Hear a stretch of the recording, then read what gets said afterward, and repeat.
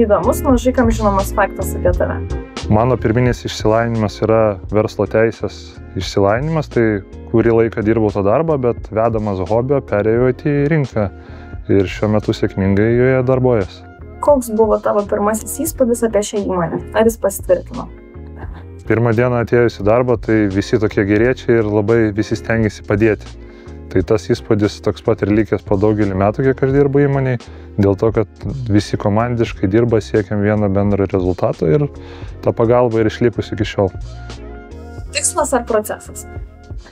Tikslas, nes siekiant tikslo tikrai gali sugalvoti, kaip visą laiką galvoju, kaip jį pasiekti, o procesas gali būti keistis priklausomai nuo aplinkybių, tai svarbiausia turėti tikslą.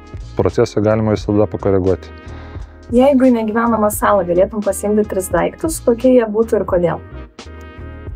Tai pirmiausiai, tikriausiai pagrindinis įrankis peilis, nes galima jo pagalba pasigaminti kažkokių tai įrankių, statyboje praverstų, jeigu reikėtų apsigyventi savo namuką pasidaryti.